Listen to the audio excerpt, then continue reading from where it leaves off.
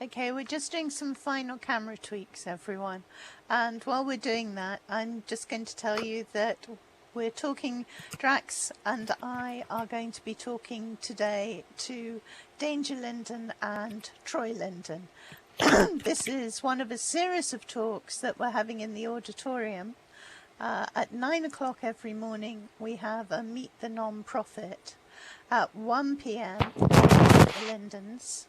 And tomorrow we have Ebe Linden. At 3 p.m. we have Meet the Designers. At 4 p.m. we have Meet the Artists. And at 5 p.m. we have Meet the Community. So we have a great lineup of talks for the rest of the week as well. And look forward to seeing you again. We'll be starting in just a minute. Our camera people are just getting into position so we can record this.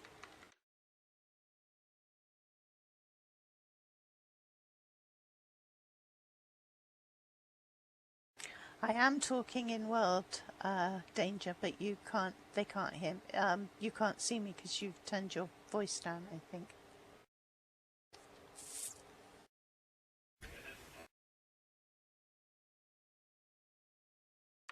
Ah, right. I can see them. Okay.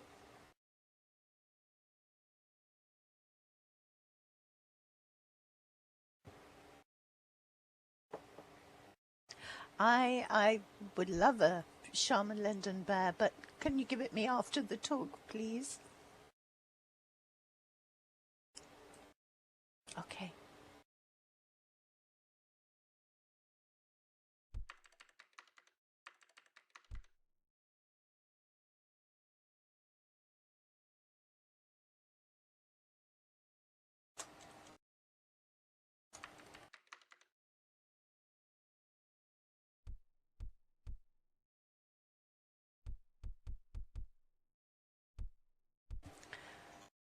Someone's saying you sound a bit loud, Drax. You're coming over loud in Second Life voice. Can you turn your levels down a bit?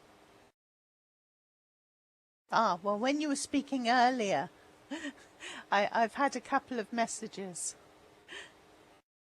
Sorry. Well, one of them was Joe.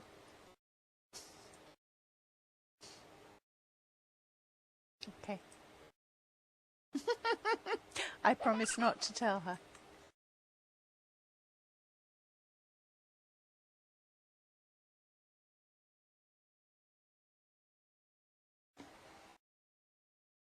Okay.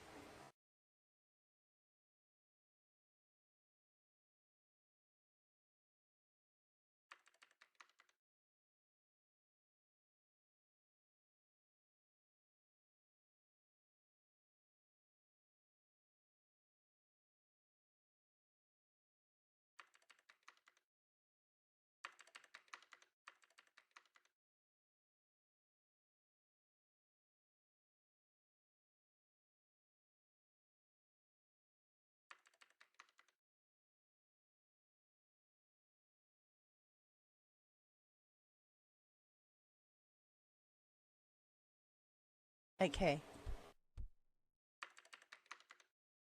That's great. Okay, are we all set?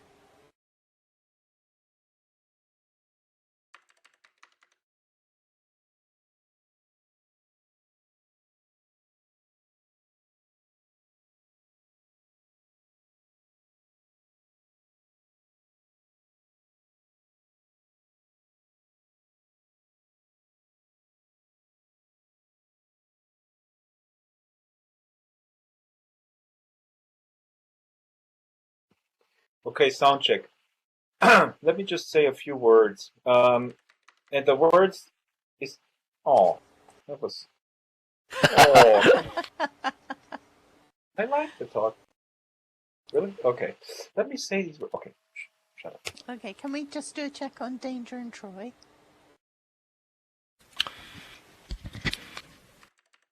Fourscore and 7 years ago, our fathers brought upon this continent a new nation.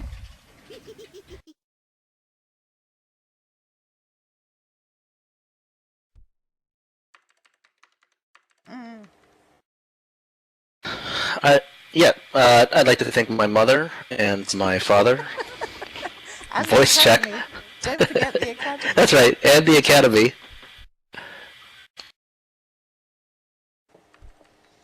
And Bob's your uncle.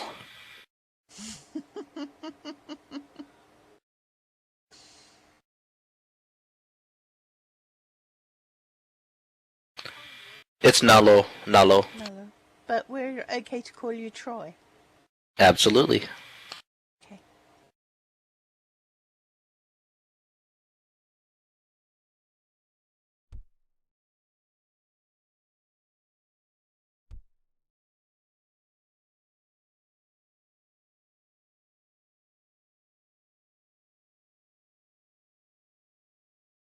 Remember everyone, I'm just sending a message to the audience. Remember that you can tweak our sound in the viewer if you look for the microphone button, which is called Nearby Voice, I think.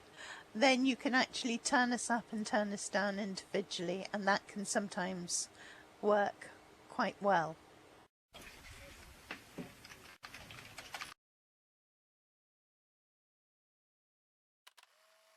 Okay. I can turn my mic up a little, yeah. Okay, are we nearly ready to go?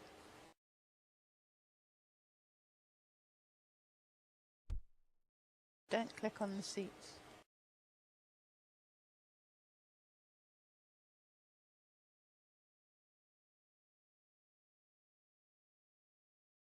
Oh, it is so full.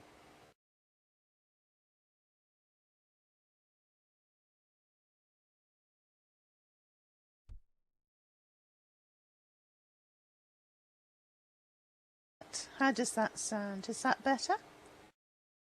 Good. Okay, can everyone take seats? And we're ready to get underway when we get the cue from our cameras.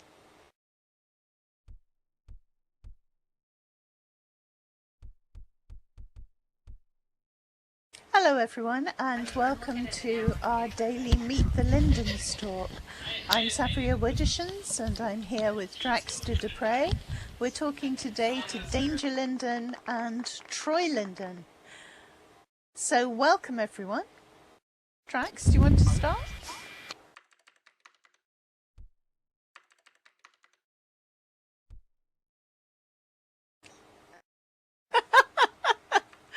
Okay. That's absolutely fine. Danger Linden is Senior Director of Product at the lab, and he has product responsibility for the massively multiplayer online platform of Second Life, and also for Linden Labs' next generation virtual world platform. That, of course, we can now call Project Sansar, can't we? Yes, we can. But an update to that, I am now 100% Second Life. So right. Sansar is being handled by my boss, actually. Right. And your boss is? My boss is Bjorn Linden. All right.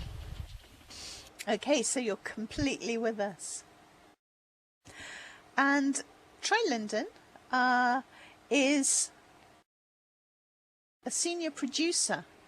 Or has your title changed? No, actually, I'm still a senior producer, enjoying what I do. Good. And what is that, actually? What do you do? Senior producer is it's a product owner, and we're responsible for, the well-being of Second Life. So it could be anything from new features to general maintenance to just anything to make it better. I'd like to ask you both how you came to work for the lab, because I think you both had interesting career paths beforehand.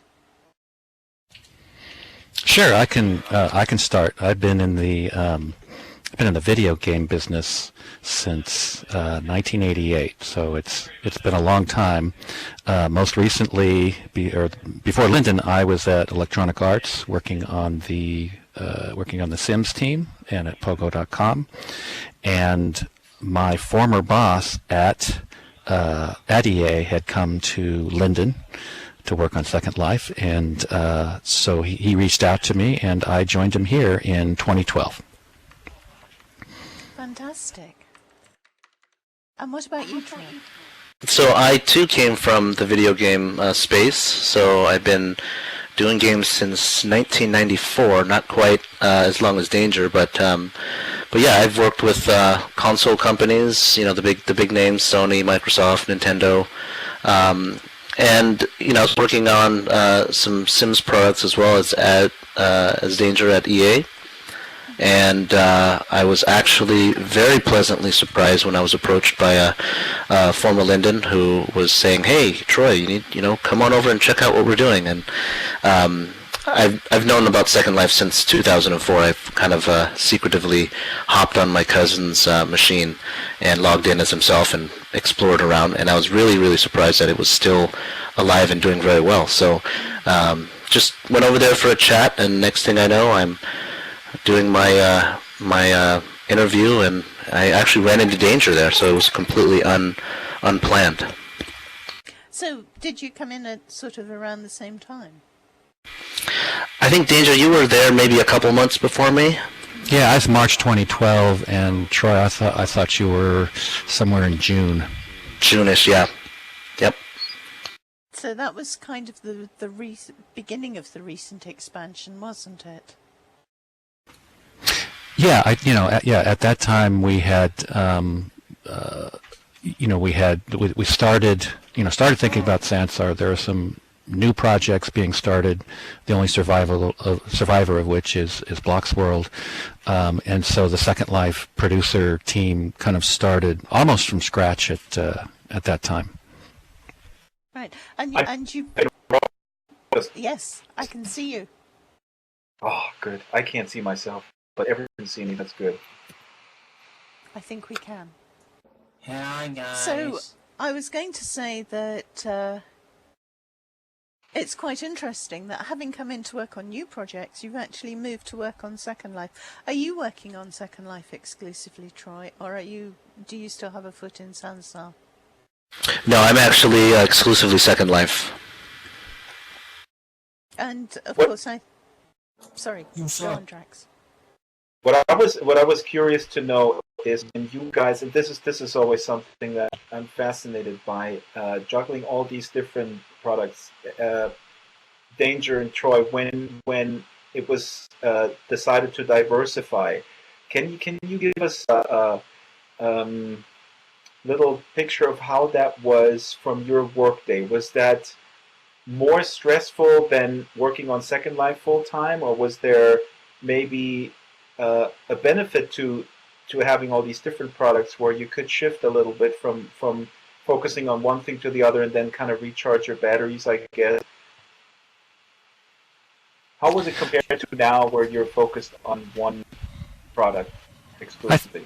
I think everyone handles that differently, and it depends on your personality.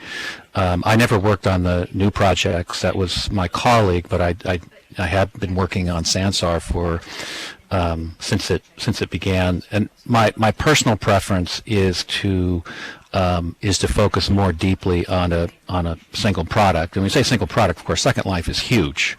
It's it's hard to call it a single product, but since I've been able to focus on Second Life, I've been able to dig deeper into into the data and trying to figure out how to move this needle here or that needle there, and it's so I prefer it that way. It's the right size of challenge, because I like to have my hands in on the in the trenches, so to speak. So, but that's my personal preference. And what is the breakdown right now in the lab? Do you know, between people who do Sansar and people who do Second Life? Well, I can't give you the exact numbers, but we, one of the things that we did when we formed, for a while people were working on Second Life and Sansar, and going back and forth and stuff like that. And we, when Oz Linden took over the engineering leadership of Second Life, he put together a team that of really a team that really wanted to work on Second Life and weren't looking to work on Sansar, and so certainly it's a smaller team than the Sansar team, but it's a very dedicated, very experienced. So So it's a great team to work with, because the challenges then are having to do with the product and maintenance and stuff like that, rather than trying to figure out how to get a team to work together, because everyone works together very well. Safia, you can always step on me. I don't want to take over, but now I'm in the zone, and I just want to throw out this other question. What always fascinated me: Go with it. The onboarding process work in terms of getting new recruits and hires to get acquainted with Second Life, even if they're familiar with Second Life. And Troy just say, he was familiar with it, and you have people that you recruited from within the community. They're of course very familiar with it. But is there a process, a staff process, where people design their avatars and they're sort of required to go in world and to figure stuff out, report back, how they feel about it, so that they're. I guess my question is there, do you make sure that there's a familiarity with the quote unquote product, with new hires? Yeah, we have a specific process that people go through. It's called internally it's called boot camp, and it takes a number of. Up and downstairs and stuff like weightlifting. Well, they have to do that too, but in world they. That's at 5 o'clock. Yeah, well, actually, boot camp's at 5:15, right? They actually go out into the real world, but but we have a specific program with a specific person, and she'll take them. Char Linden will take them in groups, or individually, and run them through the how to be in world and the various responsibilities. And there's also a whole bunch of documentation, which is pretty good. I actually think that the Linden's onboarding system for employees is among the best I've seen. And I've been at big companies and small companies, and it's pretty good. It's pretty thorough. Do the Sansar people get the same training in Second Life too, as sort of just to see how it is?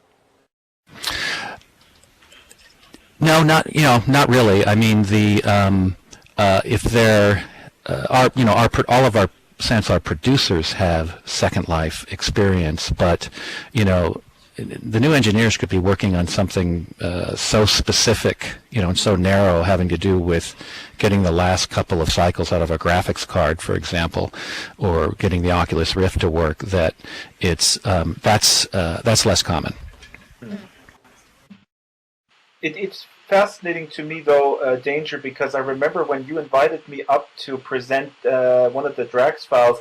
I don't recall exactly the conversation we had via email, but I did ask you, what do you want me to talk about? Thank you, I'm coming up, but what do you want me to talk about? And you said something along the lines of talk about what people do in Second Life. And I, of course, like, oh, wow, Danger is inviting an outsider to tell his own people how Second Life works.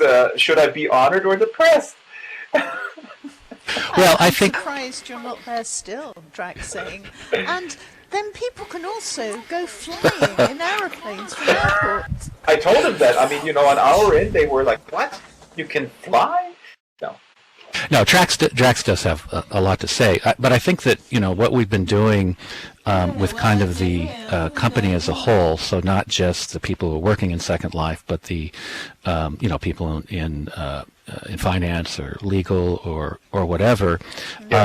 We get a lot of information, we got a lot of understanding on how people are using Second Life, but it's such a wide range of things can happen in there. We're always looking for ways for people to have a new appreciation of what things are being done in Second Life and how, and that's why your videos are great. The what Second Life means to me.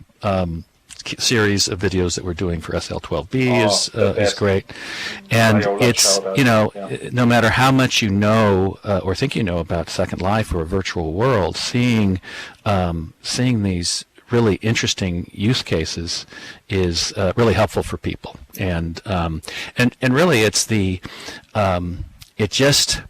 it also helps the people who are working on Sansar, which is it's the next generation. What does it mean to be in a virtual world? And and it's really important to kind of think about those use cases and to understand not just the job we got to do, but be inspired by the sorts of the thing we've built with Second Life, and we would like to build with even more mass market appeal with Sansar. Right. It's almost like, yeah, you're right. My videos are a kind of boot camp without running up and down stairs. Sorry, that was lame. But you're right. I mean, people who work with Blocks World, and I certainly, when I was up there, was fascinating to see that some people who are working, they're deeply inside the code and working on specific problems. Really, I mean, I was impressed how, the quote-unquote worker bees really are so in there and going through this code and trying to fix things, and they don't have the opportunity to see what their improvements often do right away in terms of how they're being used by the residents. There was a question in the chat: how many women do work? Yes, I saw quite a few. You have any numbers? Or even percentages, sort of what sort of percentage are women? Yeah, I'm not sure how the numbers break down. We're pretty diverse, and we don't limit ourselves to just two genders here. We have plenty of transgender folks as well. So we're in San Francisco. We're working on Second Life. The combination of that means that we have people from all walks of life, and certainly more than two genders here. Now, we don't have all the 56 genders that Facebook identifies, but we've got more than a handful. It's most certainly the most diverse workplace that I've ever seen, for sure. So, Tafia. Yes, go ahead. I was going to say, which project? I mean, you've worked on specific projects like experience tools, haven't you? Well, I'm going to let Troy answer that, because Troy is specifically on experience tools. Right. So, can you repeat the question, Safia? I'm sorry. Well, I was just saying you've worked on specific projects. I was going to ask which ones you've enjoyed working on most, but I'd love to talk a bit about experience tools and how that's coming along. Sure. So yeah, Experience Tools is a great project. It's something that it's been a long time coming. We're very close actually to shipping.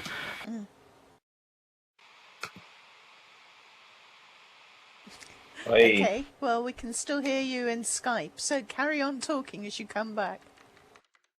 I'll let you know.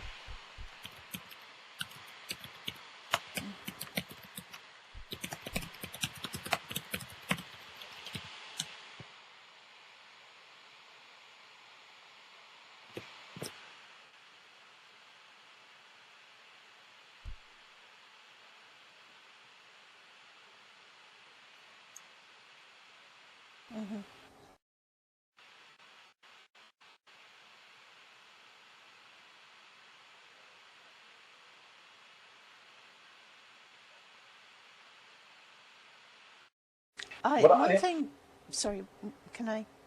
Go ahead. One thing about the experience tools that you certainly started working with the community quite early, and that was true, I think, of the materials project as well. You involved, I think that was Oz quite a bit, involved creators. Do you see that as being a fruitful way of working, that getting residents in early and involved?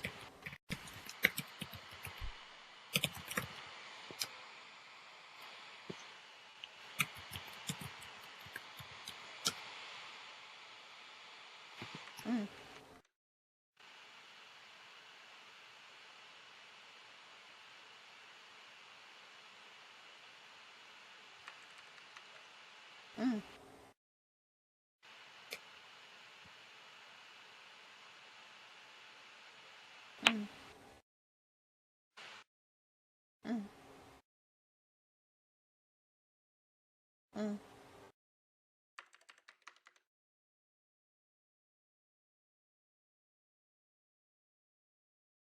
Right. So, what have you enjoyed most of these projects you've done, both of you? Which one has been most enjoyable? And I think we've lost the call, the Skype call. I've got you, Troy. I still see you. I still see you on Skype. We haven't got Drax. Oh, right. Drax has a.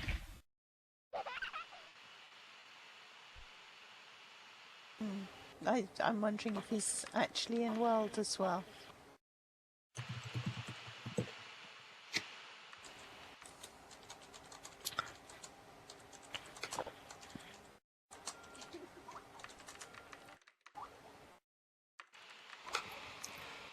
Okay, he's trying to start another call. Let's see if we can get him back.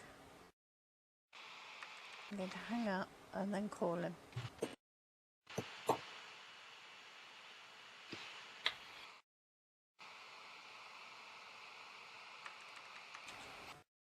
Yeah, I'm calling. I was out. I'm bringing, trying to get them. Sorry, get everyone them in back world. We're trying to get Drax back on voice and having problems.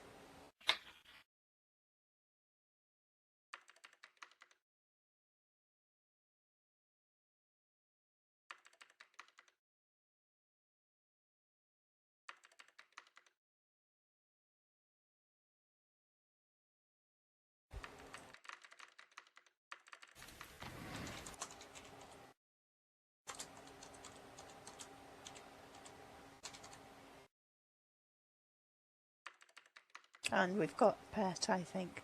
So Pet's here as well. Okay, well, let's go on talking about enjoyable projects while I try and get Drax back. Well, I think I mean that's a great question about what have been some of the favorites. And yes, Drax, we can hear you. We're just talking about enjoyable projects, Drax. Yeah, I think that this may be a cop-out answer. When maybe I'm saying I love all my children the same. But what I really enjoy about working on Second Life is how the whole system works together, and trying to figure out how to make it work as not as a set of separate little products. And before I got here, and when I first got here, the projects were kind of organized that way. So there was a lot of siloing, and since then we've tried to treat it as a single product offering, where everything from the welcome experience to what you do in World to how you get through the website and how do you register and all of that. So that whole system, and looking at what affects what. We have a lot of data that we look at, and trying to understand what data is important, what data is not important, and trying to figure out what we do. How does it have an impact on the virtual world that we're working on? So for me, as a system, that's the most interesting part. So for me, I think there's some projects that I've worked on that I'm really interested in, such as the SL Share project, and I realized to a lot of people it's not for everyone. Social media can be a curse to some, but it really does speak to bringing Second Life and making it more modern. Bringing it into the present, because social media is everywhere. So I've actually gotten to hear a lot of great stories and some praises and some thanks from the residents who use SL Share to share, photos of what's going on, what they do in Second Life to their Facebook feed. So it's bringing sort of the two together. I've done the same. I've done a bunch of pictures and check-ins and stuff like that in Second Life, and just shared it with my friends on Facebook, and I've actually gotten quite a few people that have actually said, "Hey, I want to check out that, check out that music event you're at. That looks pretty cool." So that was enjoyable to me.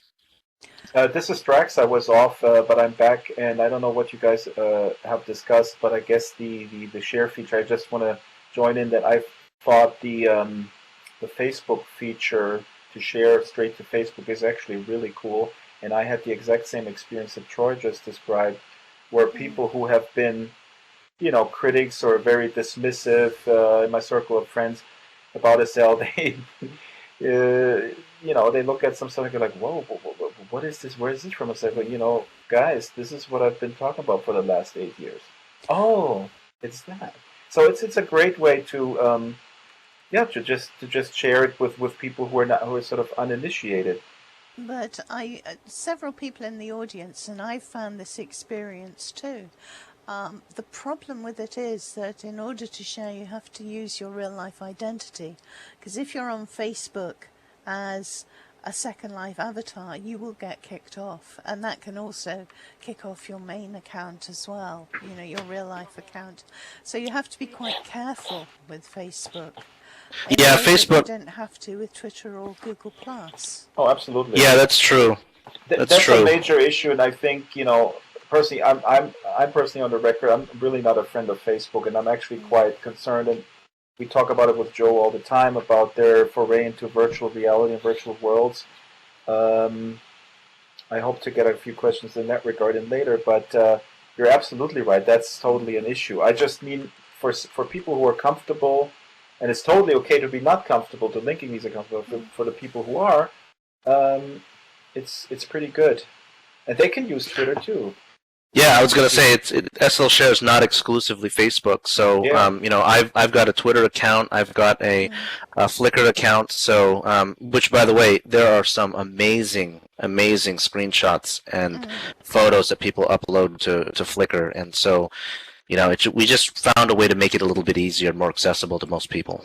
That's great. Make it accessible to the journalists who use the 2007 snapshot. Yes, point at those nice Flickr pictures. Yes, I think I want to add with Facebook. Yes, Facebook. Facebook has a policy where they want real life identities. So what that means is that if you want to post stuff on Facebook, it needs to be it needs to be with a persona that you don't mind having associated with your real life name. So I know a lot of people use different alts for different purposes, and so the one you use for Facebook. Needs to be associated with your real life identity. The other social networks don't have that requirement, so that can limit its usefulness. I find that people want to follow me as Safia Widdershins. I have friends and family who follow me under my real name, and some of my Second Life friends follow me on Facebook as well, using my real name. But most people who meet me in Second Life therefore want to look for Safia Widdershins. What I actually did in the end was set up a Facebook page, partly because I was being harassed by a fairly irritating troll. And I thought, well, they could blow my identity very easily and then I'd be off Facebook altogether. So are there trolls that are not irritating? Friendly, cuddly little ones, yes. No, there aren't, actually. So I turned Safia into a page. Yeah, I was going to say that was another alternative that we found during, when we started to learn about people, getting their accounts shut down, their SL avatar account shut down, and then they recommended creating a page, and it's the same thing. You tell your friends, check out my page, and then from there they can check out the feeds that get posted. So, but again, that's all learned from the residents. So going back to your other question about, learning more about residents and what they need and how they use the feature. As a perfect example, we initially intended it to share. We found a roadblock, and they found alternate ways to use it, and it works just fine. So, Colonite Blue Star in the chat is reading my thoughts. She wants to go back to discussing experience tools. Facebook's old news. I do have a question. This has been on my mind for a long time, because you guys at Linden Lab, you're really churning out these features that are awesome. And I just wanted to know, and maybe you discussed it while it was crashed, but I want to know if you guys are sometimes a bit frustrated that the people who have the time and who are skillful enough to implement them right away are sort of far and few between. I mean, I'm thinking of my good friend Loki Elliott, who is just awesome, and the minute you guys come up with a feature, he somehow finds the inspiration to implement it into a new experience. Matt P, the same thing. There's a handful of others.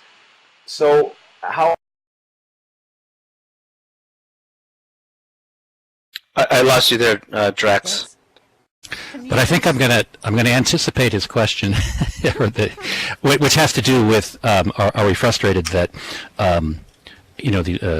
perhaps there are great creators who can take advantage of some of these awesome tools, may be few and far between, and the answer is that there are in a typical in a typical user-generated community, you're going to have a smaller percentage of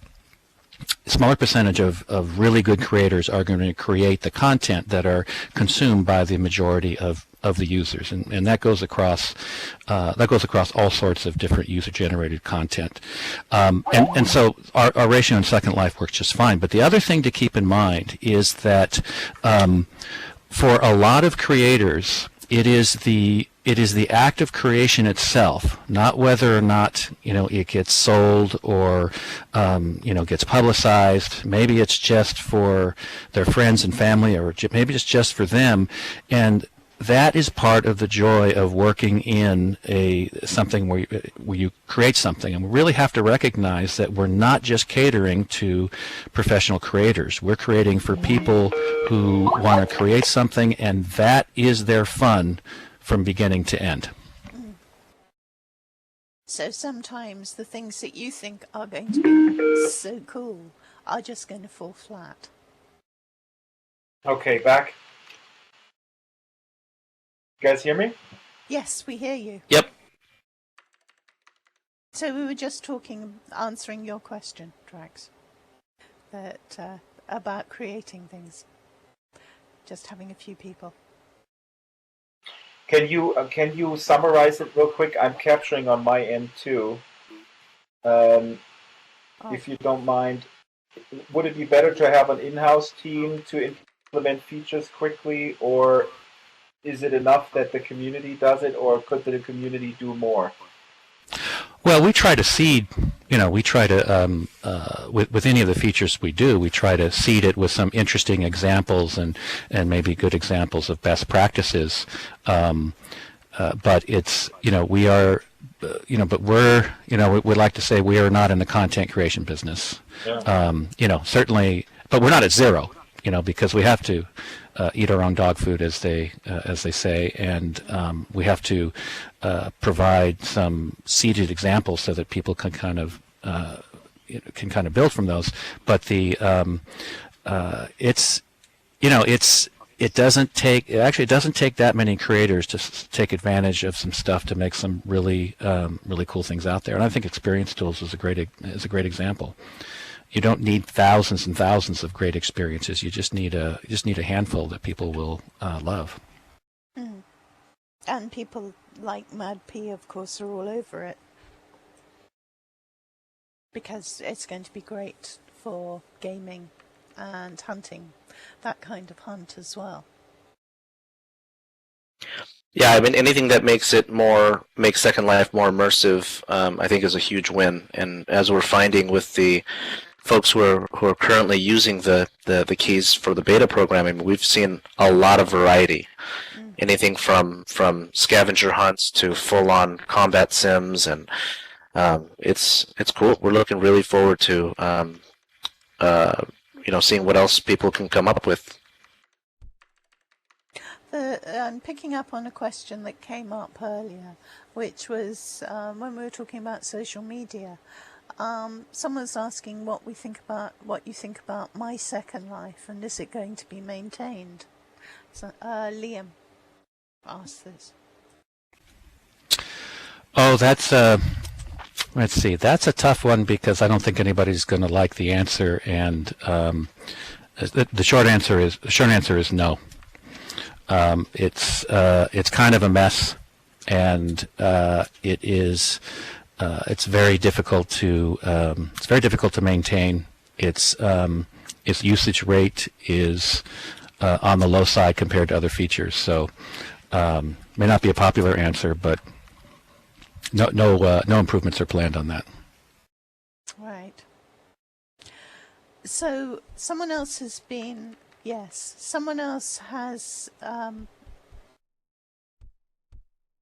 a question which I'm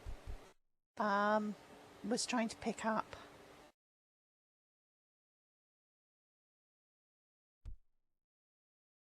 Oh, you're back. I was trying to pick up on a question I had from the audience. Yes, we just talked about My Second Life and the fact that it's not going to be developed further.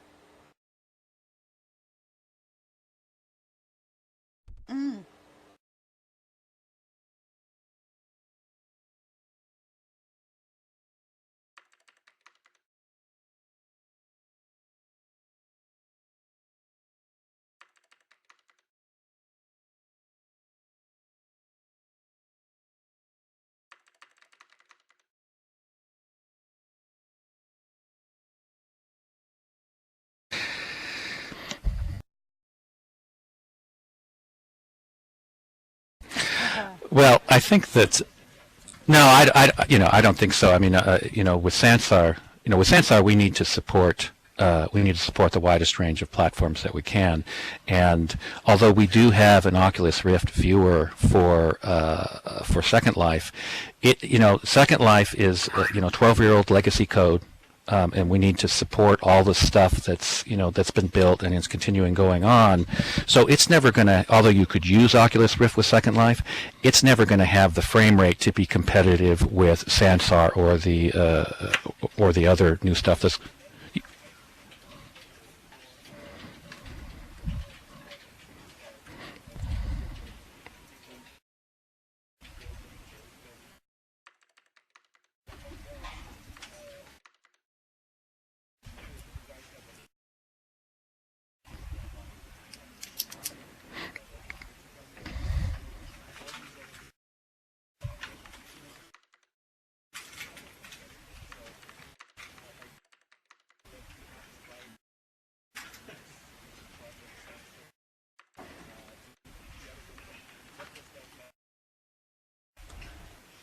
Well, I think that we do think we have a big advantage in building virtual worlds. We've built the longest lasting, most successful one. I think. Hang on a sec. Sure. Can I? Sorry to interrupt, but the audience is saying they can't hear some of the people who are talking. Is it just Drax you can't hear? Yeah, but they can't. I don't think they can hear Drax. No, Drax, you've lost your dot. And you don't hear. We're all going on and off, apparently. No, Drax and Troy have no voice dots. Can you guys hear me? Check. Yeah. I can hear Drax. I can hear Troy. Yeah. Can you hear Troy? Yep. Okay. Oh, okay. Everyone is there. Everyone is back. Yes. Yeah. Sorry, Drax. Can you ask your last question? Yeah, again? Danger was in the middle of exactly. That's what the kind of answer I was looking for. So I was asking about the positioning in those upcoming, I call them metaverse wars between whatever Facebook is building, high fidelity, maybe somebody we don't know yet, companies who are in the market for to create a virtual world that is hopefully centered around user created content, or maybe not. But I was asking Danger, how do you see Linden that positioned? And I think Linden Lab is positioned very well on Project Sansar and to compete. I guess the short answer would be this virtual world thing with user-generated content. It's a lot harder than it looks, and it's there's the understanding what the challenges are when non-professional creators are creating stuff that need to perform in a world. So that's a big emphasis on Sansar.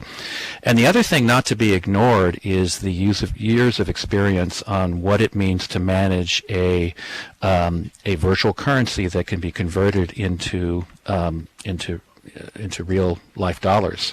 Right. We have done a ton of work on compliance and fraud protection and all of that stuff. It's a really high bar to be able to be trusted to handle money like this, and it's something that starting from scratch it's just a huge hill to climb. So if you're going to be able to exchange real money in your virtual world, that's also a big challenge.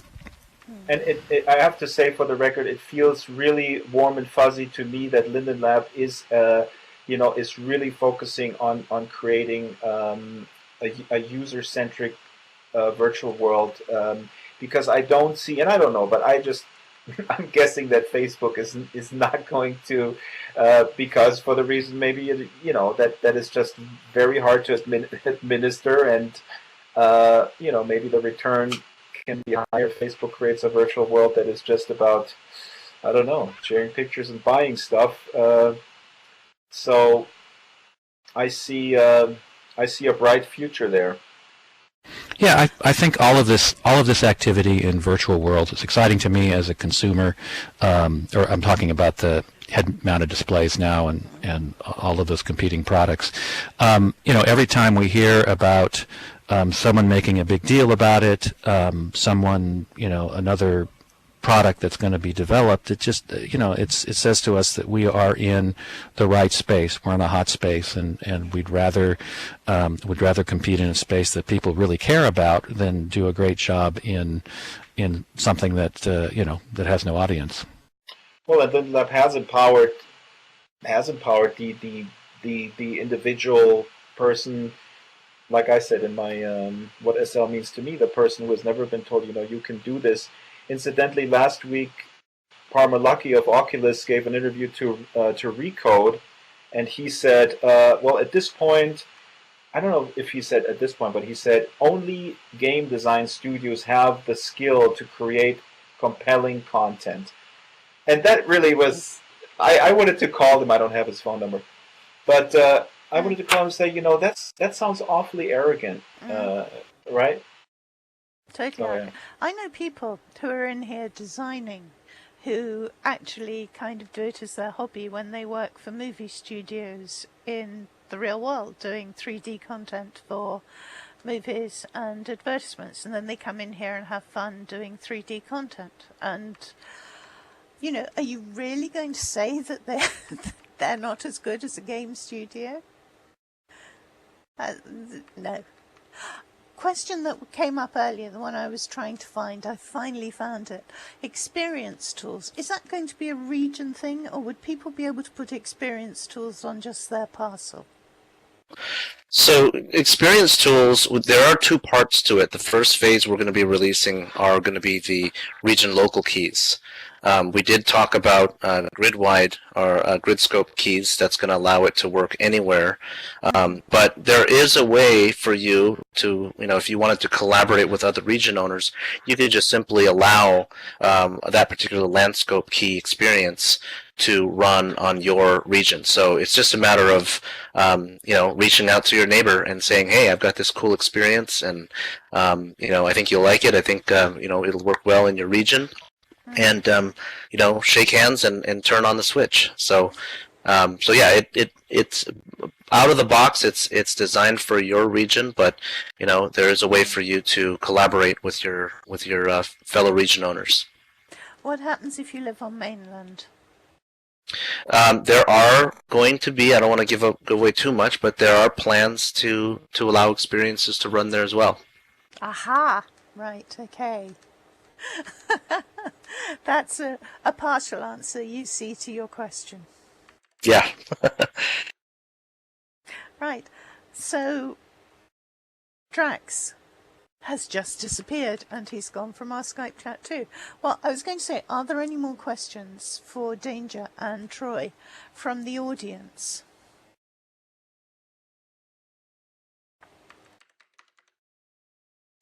Yes, Drax is coming in by stealth. So, if you have any questions. Okay, someone is asking, can you tell us anything about II preload sound? Caitlin Thomas wants to know about the feet. I'm not sure what she wants to know about the feet. Joe Yardley wants to know why flip-flops. Oh, you mean why are we wearing them? Oh, actually, okay. Because this outfit I originally had with shorts, but I didn't like the shorts, so I got longer pants, but I didn't change the shoes. So it's I live in California, and I love the weather out here, and so I like to celebrate by wearing shorts, flip-flops, and Hawaiian shirt. Right. Okay, I'm going to try Drax again. And then I'm going to say, will it be mesh bodies in the new game in Sansar? Yes, it will be all. Yes, there will be it will be mesh, and more mesh. Can I say one word? Voxels. Yes, I don't know if we've actually announced that, but the terrain system will be voxel based, and I believe you can make objects out of voxels. And I hope that I haven't overstepped information on Sansar, but that's what I heard. Okay, that's very exciting news, I think, for a lot of people. The other thing I can answer when asking about tier, one of the things that we're trying to accomplish with Sansar is lower the barrier to entry as far as being able to get in world, have land that you can work with and things like that. So there will be a system which should allow non-registered guests to do limited things. It should allow you to be able to create some things in world without having to quote unquote own land. You get a certain amount for free. So a lot of that's the idea, is to lower that barrier to entry so that people don't have to have this big jump to get into to be able to rest up something in world. A bit like the way Cloud Party used to do it, that you took the basic tutorials and then you got land. Yes. Yeah, like that. The other question I saw, where do I see SL in 5 or 10 years? I anticipate a long life or second life. Certainly there's a lot of speculation that, won't as soon as we open Sansar's doors, won't everyone move from Second Life to Sansar, and Second Life will be a ghost town? And the answer is no, because in order for Sansar to be as interesting as Second Life, you need a critical mass of people and social groups and stuff that you can get and experiences that you can do. And there are a lot of people who are very comfortable in Second Life. They're there for a variety of reasons, and they will continue to be there regardless of how good Sansar is. So I see a long life for Second Life just because of its inertia and the investment in time and social network that they built in Second Life. And a lot of people will use both as well. A question that came up, questions have been flying past fast and furious, and I'm not sure we're going to be able to tackle them all. Couple of things. One about a couple of things, and they're both about Sansar. How will animations work there? That's going to be quite important, not just, well, for lots of creators. create, not just animations as in animation overrides, but furniture makers, home builders, all this sort of thing, dance, all these things. Are animations going to work in a similar way? The animation system in Sansar will be a full professional, and by say I mean professional in performance. Doesn't mean you have to be a professional to create them, but it'll be a full animation system that will work with objects and avatars. It'll be based on Havok animation, the underlying Havok animation system with additional Linden stuff on top of it. So it's going to be that part's going to be very nice. And the other question was, will people be able to own land in Second Life, like in Sansar, like we have people who own estates and create estates and then rent out to people? Will that also be possible in Sansar? It will, yes, that will also be possible. Although with the lower barrier to entry, it will look a lot different. The dynamics will be a lot different. But yes, you can be someone who's created this, big region. Maybe it's a shopping mall, and you want to rent out the shops to various folks. Your value add is the traffic and the infrastructure, and people can use the shops to sell their stuff. So yes. Right. I'm getting a repeated question being asked. Beta keys for SL current users. Well, we're it's a gradual release plan. The first people will be let in will be a handful of creators who have specific skills, and those skills have to do with a Maya-like project that is not going to be the requirement for Sansar as a whole. It's just that pipeline, being able to get high quality stuff from Maya into World, is the first thing that we need to get right. So those will be the first people that'll be left in, and that'll be invitation only. I crashed again, but I think I understand now. That was a criticism, but I think I understand. I mean, you guys got to really make sure that this pipeline is very, very solid to get it from Maya in World, right? And then that's the main reason why you stick with Maya until that is satisfactory, come to a conclusion. That pipeline. Correct. Well, I offer myself as someone who can drive very badly and is guaranteed to crash every possible vehicle into buildings. So, I think I could be a very useful driver. Tester. A test driver. You guys may have discussed this while I was off, but I'm really curious about Project Sansar because people are very anxious about building in world. To what extent will it be possible to tweak, or will tweak stuff that's coming in? Will there be a component like, will there be functionality like building with Prims is today, where you can put stuff together in world collaboratively? What can you tell us about those plans? Yeah, that is. It is the goal to be able to build in world. And to be able to do collaborative building. Yes, that's all part of the plan.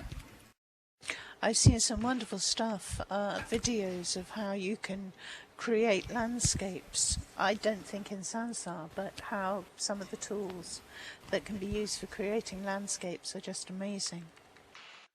And I hope they'll be incorporated into Sansar too.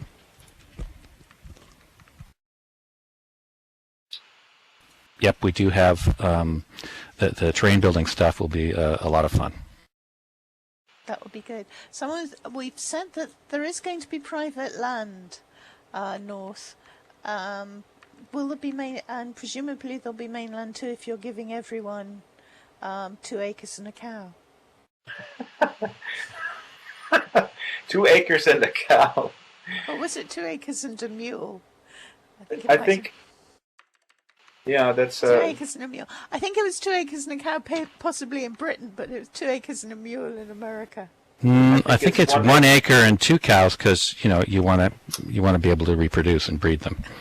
That depends on your political system. 40 acres and a mule refers to reparations. I can do a lecture on that as I'm quite fluent with American history as a, Okay. but people will get bored quickly. So, you presumably the land that people will get, there will be mainland. Not sure what that's gonna. Mainland means a particular thing in Second Life, and it's administered in a particular way. Don't have the answer for that on Sansar. Okay, that's fine.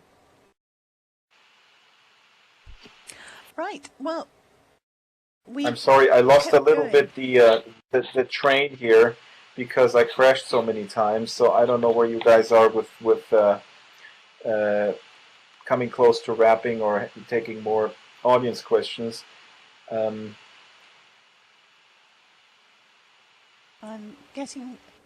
just checking a couple.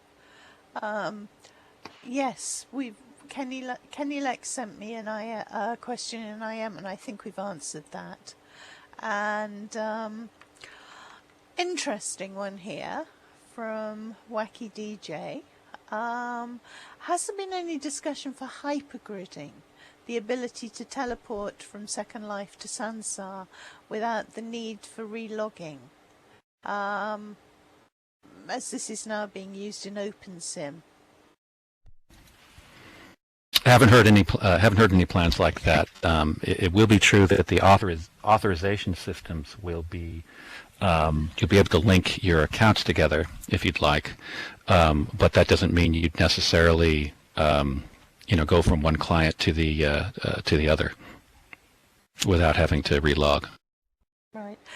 Oh, so there are going to be second names for Sansar lives, are there? We're going to be able to have two names again in Sansar. That is. Let's see. I'm gonna delay answering that one. You will have because you will have your main login authentication will be your email address, and then that will be that's only for you to know. And us, of course, and then you will be able to have persona names for different accounts, for different Sansar accounts underneath that. The format of those persona names has not been settled on. Okay, I think I'm going to have to ask Ebby about that tomorrow. Plead with Ebby tomorrow about that. So you are going to be able to have multiple accounts. Yeah, multiple accounts under one main account, and that will it'll be there'll be a lot of features where it will be beneficial for you to do that because you'll be able to manage things easier, be able to manage your wallets and your inventory and things like that. That'll be great. Yes. Another couple of questions. Will Sansar Mesh be completely static like SL, or will we have scripting, coding hooks to modify stuff, like with prim parameters? All of the objects in Sansar will be scriptable, with behaviors and with driving animation and stuff like that. As far as modifying the mesh on the fly, not sure. I have a question that I always ask, but I'll ask it again. What makes me? I talked to Philip Rosedale last week. We'll have an upcoming show, and he's very confident that High Fidelity will be successful, that the concept of open virtual worlds where you can create is going to be very successful. And I like to believe the same thing. But at the same time, what we have learned from the past is that maybe not everybody is comfortable with or maybe overwhelmed.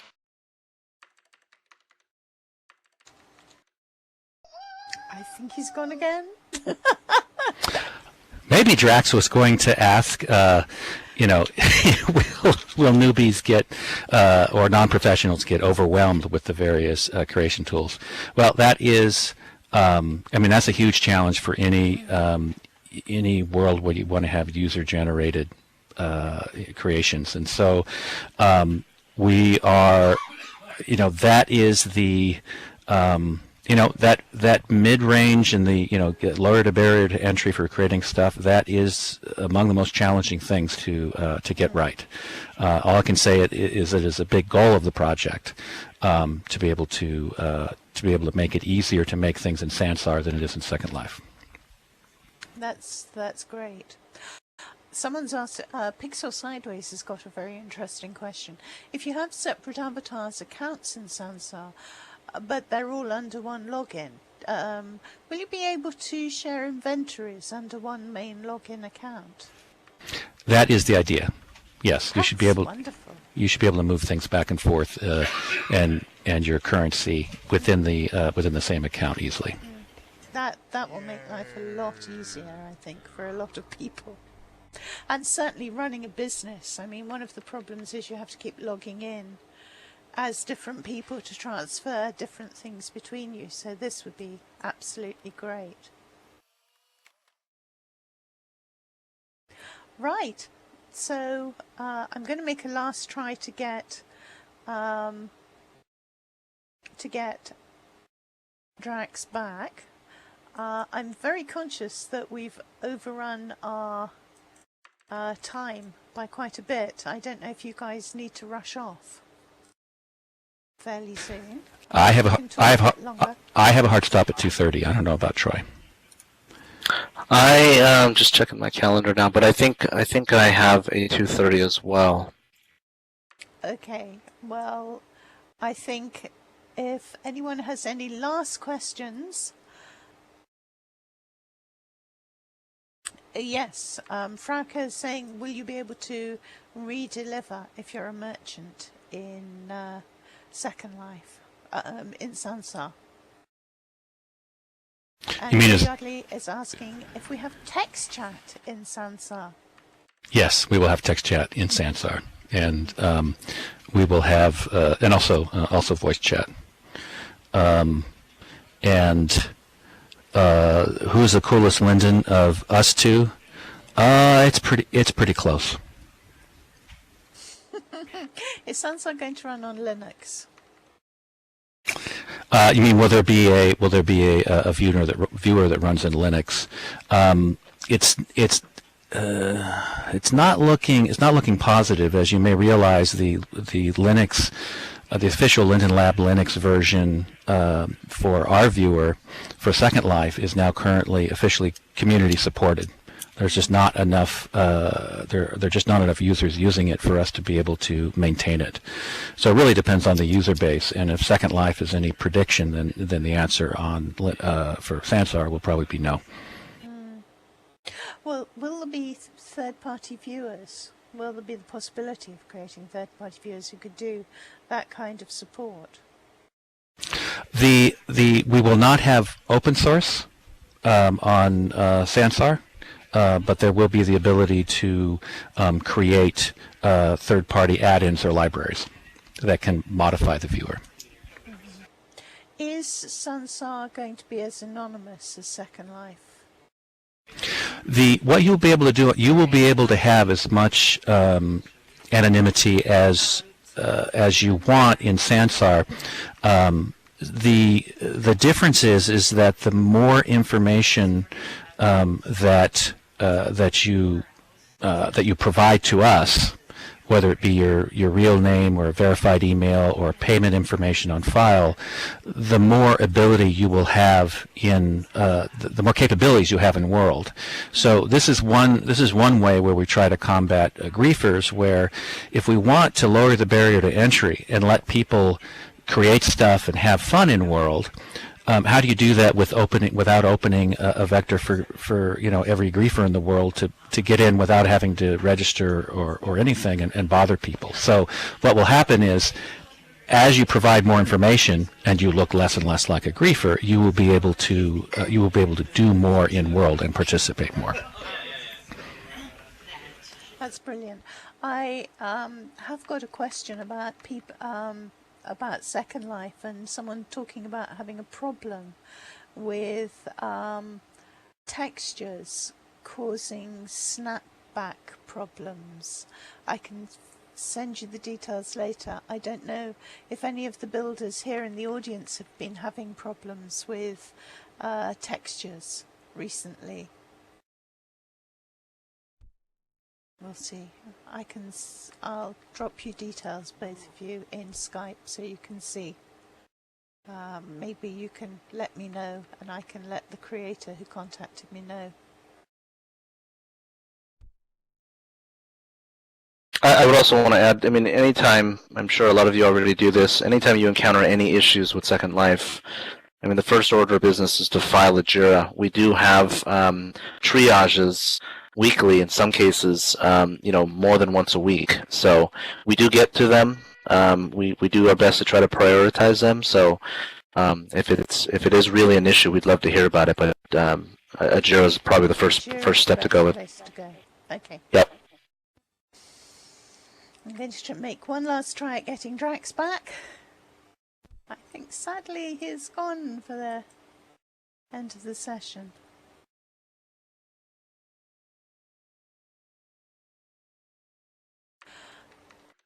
Okay, well, I'd like to say thank you so much to Troy and Danger for coming here today. Last few questions. Frank is throwing them out at the moment. Will it be possible to say if you have real life info on file? The relationship between the capabilities and how much information you have to provide, that's still being worked out. I mean, there'll be a big matrix, and we're playing with that. But that's the concept. Right, but that would be under the hood, wouldn't it? I mean, that you wouldn't actually know. You wouldn't actually. The fact that you've supplied the information to the lab would be kind of confidential. Yeah, well, the actual information that you provide. But for example, if everyone knows that you need to have a verified email in order to actually, for example, in order to publish a world, and then you published a world, then you would know about the creator. Oh, that person did provide a verified email. No one knows what that email is, but that's the idea. Is we're trying to establish these levels of trust so we can get more people in, but still have some protection from ne'er-do-wells. Right. So when will the first offer invites be sent out? Several people have asked this timeline. Have we got a kind of foreseeable timeline yet? Well, loads of people asking this. Yeah. First person in will be the by invitation only pre-alpha creators, and they're being talked to now. But we're talking about a handful of people. Okay. Joe has brought her suitcase. Yeah. Okay, I'm ready. I'm going to indicate the universal symbol for I gotta go by standing up. Okay. Troy and Danger, thank you so much for joining us today. It's been brilliant. That what it looks like today? By jumping on the furniture, yeah. Okay. For joining us. Thank you. Yeah, it's been brilliant. Okay, I'll stand up too. I'm feeling Yep, weird. my pleasure. All right, see you guys later.